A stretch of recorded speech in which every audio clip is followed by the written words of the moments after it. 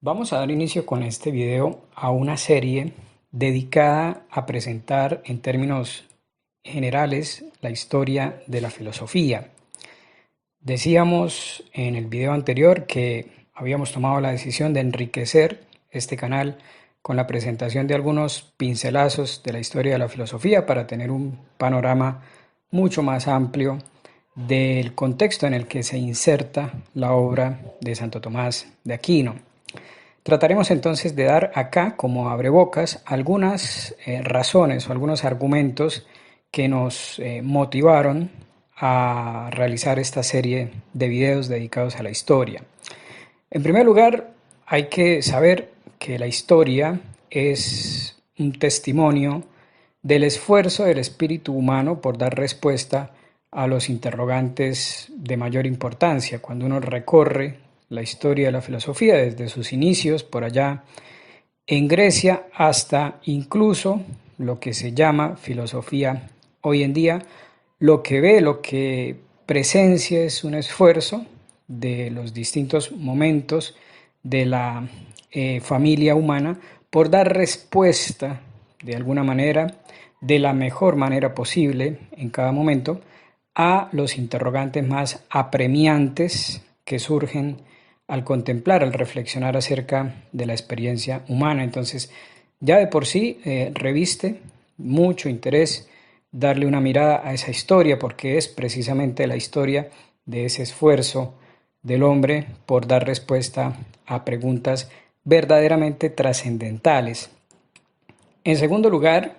la historia de la filosofía, el estudio de la historia de la filosofía nos permite a nosotros que estamos consagrados al pensamiento de Santo Tomás de Aquino, nos permite tener puntos de comparación del tomismo. Si estudiáramos única y exclusivamente el pensamiento de Santo Tomás, sería algo muy bueno, por supuesto, pero quizá nos perderíamos de esa riqueza al comparar el tomismo con los sistemas que hubo antes de Santo Tomás y con los sistemas que vinieron después de Santo Tomás. En cambio, cuando estudiamos la historia de la filosofía y tenemos ese conocimiento presente al momento de acercarnos a Santo Tomás de Aquino, pues podemos ir a la par que vamos estudiando las propuestas, las ideas de Santo Tomás de Aquino, podemos ir comparando esas propuestas, esas ideas con lo que hubo antes de él y con lo que vino después. En tercer lugar, y muy relacionado con lo anterior, pues conocer la historia de la filosofía nos va a permitir apreciar mejor el tomismo, nos va a permitir admirar mejor sus respuestas, pues al ver el contraste entre lo que fue la propuesta, la idea, el sistema, por decirlo de alguna manera, de Santo Tomás de Aquino y las distintas corrientes que hubo antes y después, cuando vemos la sencillez al mismo tiempo que la grandeza de las respuestas de Santo Tomás, podemos apreciar mejor su sistema al compararlo con lo que otros filósofos antes y después que él intentaron decir. Además de lo que llevamos dicho, la historia de la filosofía nos permite comprender mejor cada época. Evidentemente, un filósofo es hijo de su época, escribe rodeado de un contexto que lo condiciona. Sin lugar a dudas, con Santo Tomás pasó exactamente igual, pero pasa también que al mismo tiempo que la época influye sobre el filósofo con su obra, con sus ideas, también termina configurando la época en la que desarrolla su obra y también dejando sucesores, discípulos, escuela que en los años siguientes pues influyen de manera decisiva en los cambios sociales. Entonces, conocer esa historia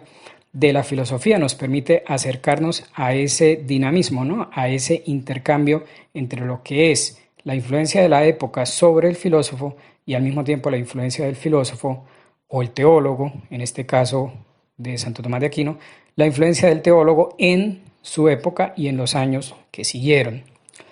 Asimismo, nos permite el estudio de la historia de la filosofía, nos permite comprender nuestra propia época. Por más que podamos decir que hoy en día, año 2021, la filosofía no existe, está dormida, está en un periodo de aparente quietud, silencio, ese mismo silencio, esa misma aparente muerte actual de la filosofía es en sí un dato que puede ser asumido en una reflexión filosófica. Entonces, conocer la historia de la filosofía nos permite también conocer nuestra propia época, conocer cómo pensaron los griegos, qué pensaron, cómo pensaron en la época romana, en los primeros siglos del cristianismo, en la Edad Media, en la época moderna, contemporánea, hasta llegar a nuestras propias épocas, pues nos permite tener una visión más comprensiva acerca de dónde venimos y también hacia dónde nos dirigimos, dado el estado actual de la reflexión filosófica. También se puede decir que, conociendo la historia de la filosofía, nuestra inteligencia se ve en la obligación de ejercitarse, pues hay que hacer evidentemente un esfuerzo para tratar de comprender las tesis y las ideas y los escritos de otros filósofos. No es fácil, por ejemplo, tomar un texto de Aristóteles, un texto de Immanuel Kant y entenderlo como se entiende una receta de cocina o un libro sobre las últimas noticias del deporte. No, tomar en nuestras manos un texto de un filósofo y tratar de entender su mensaje exige mucho de parte de nuestra propia inteligencia. Entonces, acercarnos a esa historia de la filosofía, a lo que los demás filósofos y escritores escribieron, dijeron, enseñaron, pues exige que ejercitemos nuestra inteligencia. Además, como queremos ser fieles seguidores de Santo Tomás de Aquino, evidentemente conocer la historia de la filosofía nos exige argumentar, nos exige defender el sistema tomista. Cuando conocemos lo que dijeron los griegos, lo que dijeron todos los que hubo antes de Santo Tomás de Aquino y lo que hubo después de Santo Tomás de Aquino, pues nuestra inteligencia se ve abocada irremediablemente a tener que argumentar en contra de muchos de esos sistemas en la medida en que se apartan de las propuestas de Santo Tomás de Aquino, pero no por un ánimo sectario, ciego, porque digamos y hayamos decidido irracionalmente que Santo Tomás tiene la razón, porque sí, por un argumento, digamos, de autoridad, no, defenderlo y argumentar en contra de otros sistemas porque hemos comprendido la riqueza y sobre todo la verdad que está presente en la propuesta de Santo Tomás de Aquino. Al conocer entonces la historia, la filosofía, los otros sistemas, las otras propuestas, nos vemos llevados entonces de manera natural a tomar posición, a tomar una postura frente a los sistemas antes y después de Santo Tomás de Aquino y por lo tanto a tener que argumentar y defender. Y ese ejercicio de tener que justificar, argumentar, defender las posturas de Santo Tomás, pues es de suyo un ejercicio sumamente